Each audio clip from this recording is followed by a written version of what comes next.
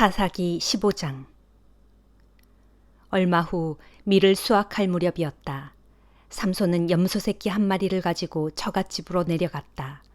삼손이 자기 아내의 방으로 들어가겠다고 하자 장인이 그를 가로막고 나섰다. 자네가 내 딸을 꼴도 보기 싫어하는 것 같아서 내가 자네 친구에게 시집을 보내버렸네. 사실은 그 아이의 동생이 더 예쁘니 그 아이를 아내로 삼게. 삼손이 거기에 있던 사람들에게 말했다.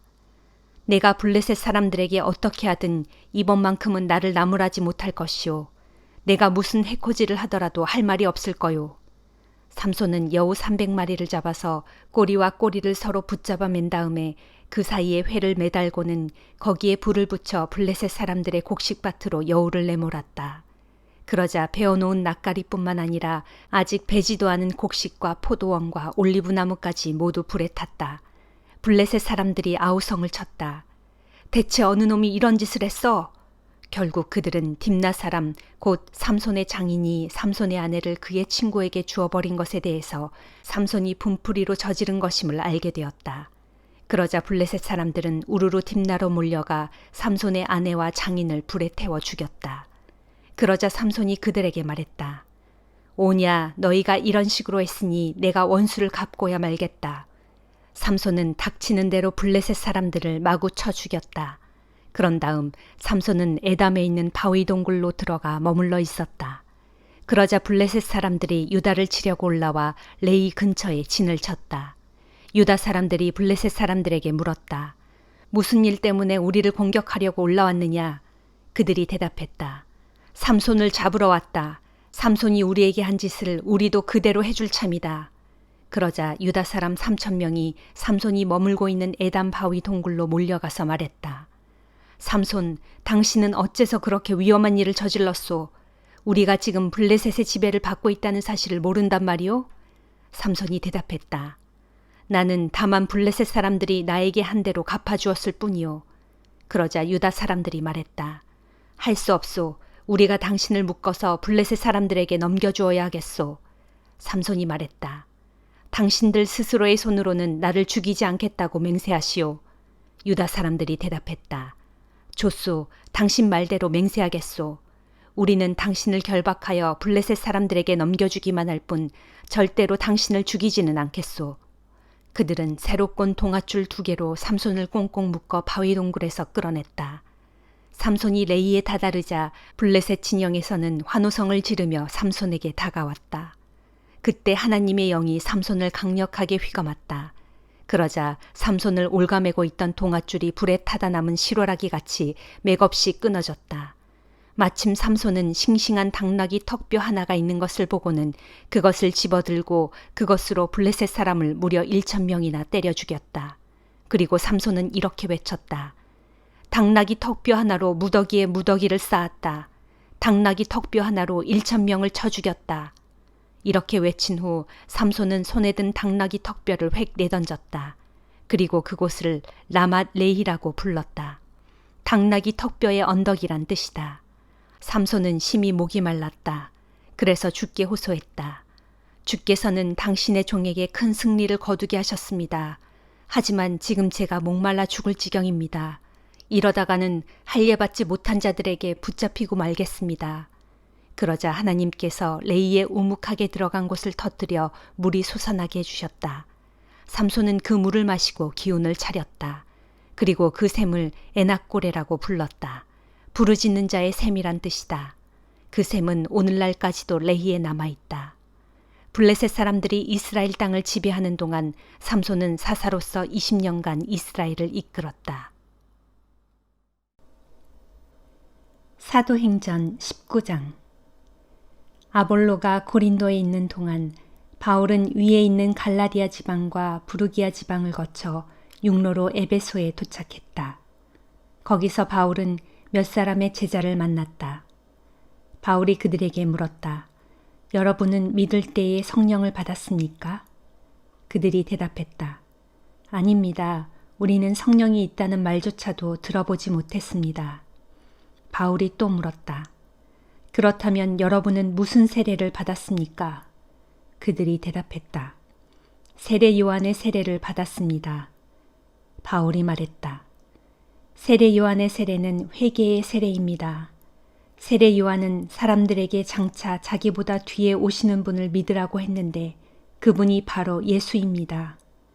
이 말을 듣고 제자들은 주 예수의 이름으로 세례를 받았다. 세례 후 바울이 그들의 머리에 손을 얹고 기도하자 성령이 그들에게 내렸다. 그러자 그들이 방언으로 말하고 예언을 하게 되었다. 그 자리에 모인 제자들은 12명 정도였다. 바울은 에베소의 회당에 들어가서 석 달 동안 하나님의 나라에 관해 강론하며 호소력 있는 설교를 했다. 그러나 몇몇 사람들은 마음이 완고하여 전혀 믿으려 하지 않았고 공공연하게 복음의 도를 거역하는 말을 떠들어댔다. 그래서 바울은 제자들을 데리고 회당을 떠나 두란노 학당으로 갔고 거기서 날마다 강론하고 가르쳤다. 이렇게 2해를 계속하는 동안 아시아 지방에 사는 유대인들과 헬라인 모두가 주님의 말씀을 듣게 되었다. 하나님께서는 바울의 손을 통해 놀라운 기적들을 행하셨다. 심지어 사람들이 바울의 몸에 닿았던 손수건이나 앞치마를 가져다가 그것을 병자들에게 갖다 대기만 해도 그들의 병이 낫고 악한 영들이 떠나갔다. 그런데 악령을 쫓아낸다면서 곳곳을 떠돌아다니던 유대인 몇 사람이 주 예수의 이름으로 귀신을 쫓아내려고 시도했다. 그들은 귀신 들린 사람을 향해 바울이 전하는 예수의 이름으로 명하노니 나가라 하고 말하곤 했다. 유대인 제사장인 스게와의 7 아들들이 이 같은 일을 행하고 있었다. 어느 날 악령이 그들에게 말했다. 나는 예수도 알고 바울도 안다. 그런데 너희는 도대체 누구냐? 그러면서 귀신 들린 사람이 그들에게 와락 덤벼들어 때리는 바람에 그들은 몸에 상처를 입고 옷을 발가벗긴 채 주랭랑을 쳤다. 이 소문이 에베소에 사는 유대인들과 헬라인들에게 알려지자 그들은 모두 두려움에 사로잡혀 주 예수의 이름을 기리며 찬양했다. 그리고 믿음을 갖게 된 많은 이들이 찾아와서 자기들의 악한 행위를 솔직하게 고백했다. 또 마술을 행하던 사람들은 자기들의 두루마리 책을 모두 가지고 와서 여러 사람이 보는 앞에서 불살랐다. 그렇게 불사른 책값을 계산해 보니 5만 드라크마에 달했다. 이렇게 해서 주의 말씀이 더욱 힘있게 점점 널리 퍼져나갔다. 이런 일들이 있은 후 바울은 마케도니아와 아가야 지방을 거쳐 예루살렘으로 올라가기로 마음먹었다. 바울은 내가 예루살렘에 올라갔다가 로마에도 꼭 가보아야 하겠다 라고 말했다. 바울은 자기를 항상 도와주는 디모데와 에라스도를 마케도니아로 먼저 보낸 뒤 자신은 얼마 동안 더 아시아 지방에 머물렀다. 그 무렵 에베소에서는 사도들이 전한 주의 말씀으로 인해 큰 소동이 일어났다. 아데미 여신의 모형 신전을 만드는 데메드리오라는 은세공업자는 직공들에게 적잖은 돈벌이를 하게 해주는 사람이었다. 그가 직공들과 그 일에 관련된 모든 사람들을 한자리에 불러놓고 말했다. 여러분, 아시다시피 우리는 이 사업으로 돈벌이가 꽤 괜찮았습니다. 그런데 여러분이 듣고 또 보시는 바와 같이 저 바울이라는 작자가 사람의 손으로 만든 것들은 결코 신일 수가 없다고 말하고 다니는 통에 우리 장사가 아주 큰 타격을 받게 되었습니다. 여기 에베소뿐만 아니라 아시아 지방의 거의 대부분이 이런 실정입니다. 이 일을 이대로 방치해두면 우리 사업의 평판이 크게 나빠지게 될 뿐만 아니라 위대한 아데미 여신의 신전이 그 영향력을 잃게 됩니다. 아시아 지방은 물론 전 세계에 걸쳐 숭배되었던 아데미 여신의 위신이 땅에 떨어질 심각한 위기에 처해 있습니다. 이 말을 듣고 모인 사람들은 크게 화를 내면서 큰 소리로 외치기 시작했다. 에베소 사람의 위대한 여신 아데미 만세! 소동과 혼란은 순식간에 도시 전체로 번졌다. 사람들은 바울과 동행했던 마케도니아 출신의 가이오와 아리스다고를 붙잡아 일제히 원형극장으로 몰려갔다. 이때 바울은 군중 앞에 나서려 했지만 제자들이 굳고 말렸다. 바울의 친구들인 그 지방의 관리들 몇 사람도 바울에게 전가를 보내어 원형극장 안으로는 제발 들어가지 말라고 간곡히 만류했다. 에베소의 원형극장 안은 아수라장이었다. 여기저기서 사람들이 중구난방으로 마구 떠들어댔다. 사실 대부분의 사람들은 자신들이 왜 그 자리에 오게 되었는지조차도 알지 못했다. 그때 유대인들이 알렉산더라는 사람을 떠밀어 군중 앞에 세웠다. 군중 가운데 몇 사람은 그에게 이래라 저래라 하고 요구사항을 외쳐댔다. 그는 군중을 향해 손짓으로 조용히 좀 해달라고 하고는 사람들 앞에서 자신을 변호하는 발언을 시작하려고 했다. 그러나 그가 유대인이라는 것을 알아챈 군중은 한 목소리로 거의 2시간 동안이나 에베소 사람의 위대한 여신 아데미 만세! 에베소 사람의 위대한 여신 아데미 만세! 하면서 미친 듯이 외쳐댔다. 결국 에베소 시청의 서기관이 나서서 군중을 진정시킨 뒤 말했다. 에베소 시민 여러분, 에베소가 위대한 여신 아데미를 숭배하고 또 하늘에서 내려온 그 신상을 수호하는 것은 온 세상이 다 아는 일입니다. 이런 사실은 아무도 부인할 수 없는 사실이기에 모두들 진정하시고 경솔한 행동을 삼가시기를 바랍니다. 여러분들이 이리로 끌고 온 이 2사람은 아데미 여신의 신전에서 무엇을 훔친 것도 아니고 또 아데미 여신을 모독한 일도 없습니다. 그러므로 데메드리오와 그의 동료 직공들은 불만이 있다면 그 사람들을 정식으로 고소하도록 하십시오. 에베소의 법정은 항상 열려 있고 거기에는 재판관들도 있습니다. 그 밖에 여러분들이 제기하고 싶은 사안들이 더 있거든 그런 것들은 공적인 정식 집회에서 안건으로 다루어야 할 것입니다. 사실 오늘의 이 사건은 소요죄로 고발될 수도 있습니다. 그럴 경우 우리에게는 이런 소동을 벌일 만한 뚜렷한 이유와 정당한 근거가 없기 때문에 로마 정부로부터 문책을 당할 때 해명할 길이 없을 것입니다. 이렇게 말한 다음 그는 원형극장에 몰려든 군중들을 해산시켰다. 예레미야 28장. 같은 해 곧 시디기야가 유다왕이 되어 나라를 다스린 지 오래되지 않은 때인 그의 통치 4년째 되는 해의 5월 기브온 출신인 아수리 아들 하나니아가 주의 성전에서 제사장들과 모든 백성들 앞에서 내게 말했다. 전능하신 만군의 주 이스라엘의 하나님께서 내게 이같이 말씀하셨다. 이르시기를 내가 바빌로니아 왕의 멍에를 꺾어버렸다. 그러므로 바빌로니아 왕 느부갓네살이 이곳 예루살렘에서 약탈하여 바빌로니아로 옮겨간 성전의 모든 기물들을 내가 2년 안에 이곳으로 다시 가져오겠다. 내가 또 바빌로니아로 끌려간 유다 왕 여호야김의 아들 여고니아를 비롯하여 유다의 모든 포로들을 이곳 예루살렘으로 다시 데려오겠다. 그것은 내가 바빌로니아 왕의 멍에를 꺾어버렸기 때문이다. 이것은 나 주의 말이다 하셨습니다. 그러자 예언자 예레미야가 성전에 모인 제사장들과 모든 유다 백성들이 보는 앞에서 예언자 하나니아에게 대답하였다. 아멘, 주께서 진실로 그렇게 해주시기를 바랍니다. 그대의 예언대로 주께서 성전의 기물들과 유다의 모든 포로들을 바빌로니아에서 다시 이곳 예루살렘으로 돌려보내주시기를 바랍니다. 그러나 이제 내가 그대와 모든 백성들에게 전하는 말을 잘 들으시오. 예로부터 그대와 나보다 앞서 살았던 예언자들이 많은 나라들과 큰 국가들에 대해서 전쟁과 재앙과 전염병을 예언해왔소. 그러나 그대처럼 평화를 예언하는 예언자는 그 예언이 사실로 입증되고 난 후에라야 그가 진정으로 주께로부터 보냄받은 참 예언자라는 것을 인정받게 될 것이오. 그러자 예언자 하나니아는 예레미야의 목에서 멍에를 벗겨내어 부러뜨려 버리고는 모든 사람들이 보는 앞에서 이렇게 선포했다.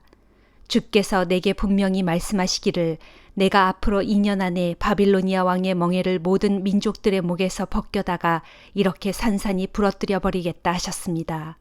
이 말을 듣고 예언자 예레미야는 자신의 갈 길로 떠나갔다. 예언자 하나니아가 예언자 예레미야의 목에서 멍에를 벗겨내어 부러뜨린 지 얼마 지나지 않아 주의 말씀이 예레미야에게 내렸다. 예레미야야, 너는 하나니아에게로 가서 이렇게 전하여라. 이르기를 주께서 이렇게 말씀하셨다. 너 하나니아는 나무로 만든 멍에를 부러뜨렸다. 하지만 너는 그 대신에 쇠로 만든 멍에를 짊어져야 할 것이다. 나 전능한 만군의 주 이스라엘의 하나님이 말한다. 내가 모든 나라들과 민족들의 목에 쇠로 만든 멍에를 메워 바빌로니아 왕 느부갓네살을 섬기게 하였으니 그들은 반드시 그에게 굴복하여 그를 섬길 수밖에 없을 것이다. 내가 또한 들짐승까지도 그의 손에 전부 넘겨주었다 하여라.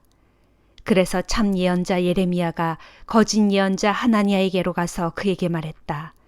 하나니아여, 그대는 똑바로 들으시오. 주께서 그대를 보내지 않으셨거늘 그대는 이 백성을 속여 그들로 거짓말을 믿게 하였소. 그러므로 주께서 그대에게 이렇게 말씀하셨소. 이르시기를 내가 너 하나니아를 더 이상 살려두지 않고 땅 위에서 없애버리겠다. 내가 나 주를 거역하는 거짓 예언을 했기 때문에 너는 금년이 다 가기 전에 죽을 것이다 하셨소. 과연 예언자 하나니아는 그해 7월에 죽고 말았다. 마가복음 14장. 무교절과 유교절이 시작되기 이틀 전이었다. 대제사장과 율법 교사들은 예수를 체포하여 죽일 방도를 찾고 있었다. 그러나 6월절 기간 중에는 그 일로 군중이 소동을 일으킬지도 모르니 일단 그 기간은 피하는 것이 좋겠다는 의견이 지배적이었다. 예수께서 베다니에 있는 나병 환자 시몬의 집에 계실 때였다. 예수께서 음식을 잡수시고 계시는데 한 여자가 매우 값진 순전한 나드 향유가 든 옥합을 가지고 와서 깨뜨리더니 그것을 예수의 머리에 부었다. 그러자 예수와 함께 식탁에 앉아있던 몇 사람들이 화를 내며 그 여자를 나무랐다. 어째서 그 비싼 향유를 그렇게 낭비하는가? 이 향유를 내다 팔면 좋기 300데나리온 이상은 받을 수 있을 텐데 그 돈을 가난한 사람들에게 나누어 주었더라면 얼마나 좋았겠는가? 그러자 예수께서 그들에게 말씀하셨다. 가만두시오. 왜 그 여자를 괴롭히는 것이오? 그녀는 내게 아주 갸륵한 일을 한 것이오. 가난한 사람들은 언제나 당신들 주변에 있으니 당신들이 마음만 있으면 어느 때고 그들을 도와줄 수 있소. 그러나 나는 언제까지나 당신들과 함께 있는 것이 아니오. 그러므로 이 여자는 자기가 할 수 있는 최선의 일을 한 것이오. 내 장례를 위하여 미리 내 몸에 향유를 부어준 것이오. 내가 분명히 당신들에게 말하겠소. 온 세상 어디서든지 복음이 전파되는 곳마다 이 여자가 행한 이 갸륵한 일도 함께 전해져서 사람들이 그녀를 길이 기억하게 될 것이오. 그때에 12 제자 가운데 하나인 가룟 유다가 대제사장들을 찾아가서 예수를 그들에게 넘겨주겠다고 말했다. 그들은 가룟 유다의 이 말을 듣고 무척 기뻐하며 그에게 돈을 주겠다고 약속했다. 그래서 이때부터 가룟 유다는 예수를 넘겨줄 적당한 기회를 엿보기 시작했다. 무교절 첫째 날에는 6월절 양을 잡는 것이 관습이었다. 그래서 제자들이 예수께 물었다. 선생님께서 드실 6월절 음식을 어디에다 차려야 할까요? 예수께서 제자들 가운데 2 사람을 예루살렘 성읍으로 보내며 말씀하셨다. 성 안에 들어가면 물동이를 들고 걸어오는 사람을 만날 것이다. 너희는 그 사람을 따라가라. 그 사람이 들어가는 집으로 너희도 따라 들어가서 집주인에게 우리 선생님께서 제자들과 함께 6월절 음식을 먹을 방이 준비되어 있는지 알아보라고 하십니다. 하고 말하라. 그러면 집주인은 이미 자리가 다 마련된 큰 다락방으로 너희를 안내할 것이다. 거기에다 6월절 음식을 준비해 놓도록 하여라. 2 제자가 예루살렘 성읍 안에 들어가 보니 예수께서 일러주신 그대로였다. 그래서 제자들은 거기에다 6월절 음식을 준비하였다. 저녁때가 되자 예수께서 다른 제자들과 함께 그 집으로 가셨다.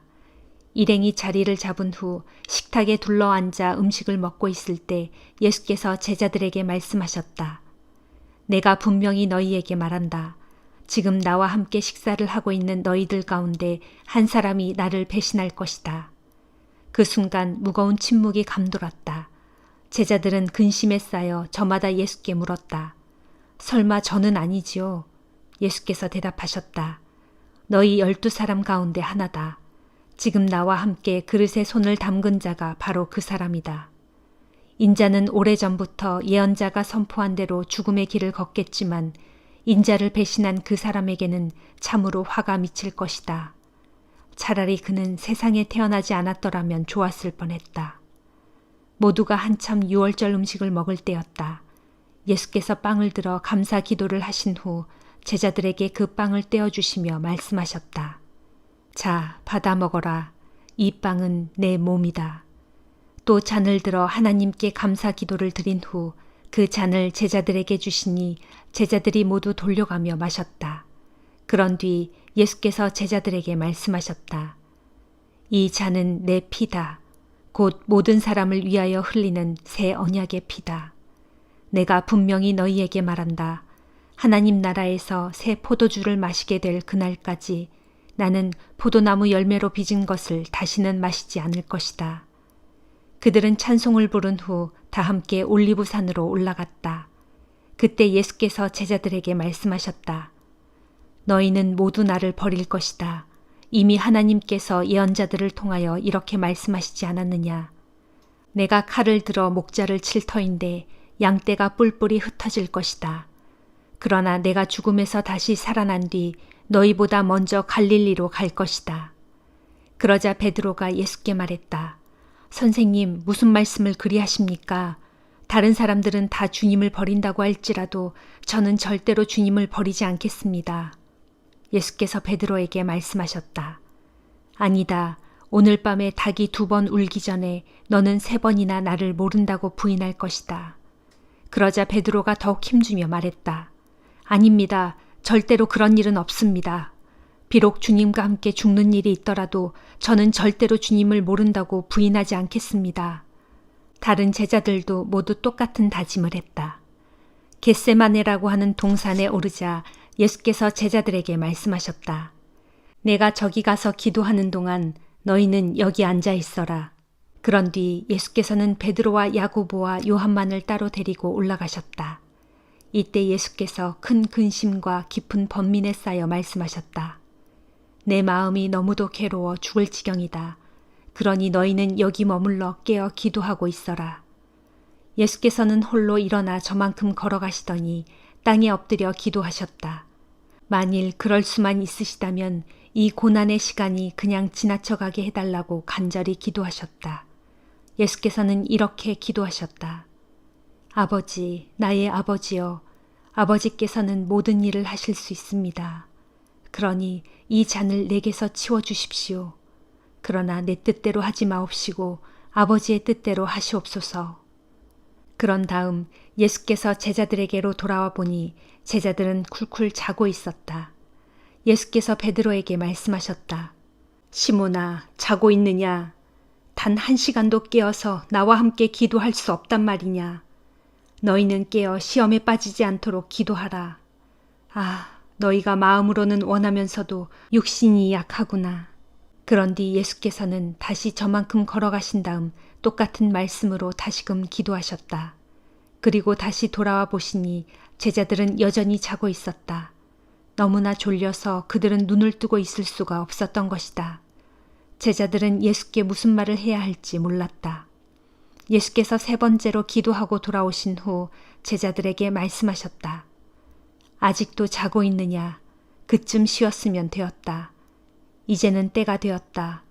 보라, 인자가 죄인들의 손에 넘겨질 때가 이르렀다. 자, 어서 일어나 가자. 나를 넘겨줄 자가 가까이 와 있다. 예수의 말씀이 채 끝나기도 전에 12제자 가운데 하나인 가룟 유다가 나타났다. 그리고 그와 함께 온 무리들은 손에 칼과 몽둥이를 들고 있었다. 대제사장과 율법교사와 장로들이 보낸 일당이었다. 가룟 유다는 그들에게 내가 껴안고 입맞추는 사람이 바로 예수이므로 실수 없이 그를 붙잡도록 하시오 하고 미리 말해둔 터였다. 가룟 유다는 곧장 예수께 다가가 선생님 하고 부르면서 다정하게 껴안고 입을 맞추었다. 그러자 일당들은 우르르 달려들어 재빨리 예수를 붙잡았다. 그때 예수 곁에 서 있던 사람 가운데 하나가 얼른 칼을 빼어 대제사장의 종을 힘껏 내리쳐서 그의 귀를 베어버렸다. 예수께서 일당들에게 말씀하셨다. 당신들이 칼과 몽둥이를 들고 나를 잡으러 오다니 내가 강도라도 된단 말이오? 내가 날마다 성전 뜰에서 가르칠 때는 왜 나를 잡지 않았소? 하지만 이제 내게 이런 일이 일어나는 것은 성경의 예언이 이루어지기 위한 것이요. 그러는 동안에 예수의 제자들은 모두 예수를 버리고 각기 뿔뿔이 흩어져 어디론가 달아나 버렸다. 그런데 그때 한 청년이 몸에 3배 혼이불만을 두른 채 예수를 뒤따라가고 있었다. 그래서 일당들이 그를 붙잡으려고 하자 그 청년은 혼이불을 던져버리고 알몸으로 재빨리 달아났다. 일당들은 예수를 대제사장의 집으로 끌고 갔다. 그러자 다른 대제사장들과 율법 교사들과 장로들이 금방 모여들었다. 베드로는 멀찍이 떨어져서 예수를 뒤따라 대제사장의 집 안뜰까지 들어왔고 거기서 경비병들 틈에 웅크리고 앉아 불을 쬐고 있었다. 대제사장들과 모든 공회의원들이 예수를 죽이기 위해 증거를 찾으려고 애썼지만 아무것도 찾을 수가 없었다. 많은 사람들이 예수에 대해 거짓으로 증언을 해댔지만 서로 일치하지 않았다. 그들 가운데 몇 사람이 자리에서 일어나 이렇게 거짓 증언을 했다. 우리는 저 사람이 사람의 손으로 지은 이 성전을 허물어버리고 사흘 만에 다시 짓겠다라고 말하는 것을 똑똑히 들었습니다. 그러나 그들이 하는 증언들도 서로 들어맞지 않았다. 그러자 대제사장이 그들 앞으로 나와서 예수께 물었다. 그대는 아무 말도 하지 않을 작정인가? 이 사람들이 그대에게 불리한 증언을 하고 있지 않은가? 하지만 예수께서는 입을 다무시고 침묵으로 일관하셨다. 대제사장이 다시 물었다. 그대는 하나님의 아들 그리스도인가? 예수께서 대답하셨다. 그렇소. 내가 바로 그요. 당신들은 인자가 하나님의 오른편에 앉아 있는 것과 하늘 구름을 타고 다시 오는 것을 보게 될 것이요. 그러자 대제사장이 자기 옷을 찢으며 말했다. 더 이상 무슨 증언이 필요하겠소. 하나님을 모독하는 저 사람의 말을 지금 우리 모두가 직접 들었소. 자, 여러분은 어떻게 생각하시오? 그러자 그들은 모두 예수를 사형에 처해야 마땅하다고 결론지었다. 그들 가운데 더러는 예수께 침을 뱉었고 더러는 예수의 얼굴을 가린 후에 주먹으로 치면서 누가 너를 쳤는지 어디 한번 알아맞혀 보아라 하고 조롱하였다. 경비병들도 예수를 끌고 가 손바닥으로 뺨을 마구 때렸다. 그러는 동안 베드로는 대제사장 집의 뜰 아래쪽에 있었다. 그런데 대제사장의 집에서 일하는 여종 하나가 다가오더니 불을 쬐고 있던 베드로에게 말했다. 당신도 저 나사렛 사람 예수와 함께 다니던 사람이지요? 그러자 베드로는 곧 부인하며 말했다. 도대체 무슨 소리를 하는 건지 모르겠군. 그러고서 베드로는 얼른 바깥들로 나가버렸다. 그 여종은 베드로가 거기 서 있는 것을 보고는 곁에 있는 사람들에게 또다시 말했다. 이 사람은 예수와 한패인 것이 틀림없어요. 그러자 베드로는 또다시 예수를 모른다고 부인하였다. 조금 뒤 곁에 서 있는 사람들이 다시 베드로에게 말했다. 당신도 갈릴리 사람이니 예수와 한패인 게 틀림없소. 그러자 베드로는 맹세까지 하면서 부인했다. 도대체 무슨 소리를 하는 겁니까? 나는 그 사람을 만난 적도 없소. 내 말이 거짓이라면 천벌이라도 받겠소. 바로 그때 닭이 2번째로 울었다. 그제야 베드로는 닭이 2번 울기 전에 너는 3번이나 나를 모른다고 부인할 것이다 라고 경고하신 예수의 말씀이 떠올랐다. 그래서 베드로는 땅에 엎드러져 소리내어 엉엉 슬피 울었다. 아멘.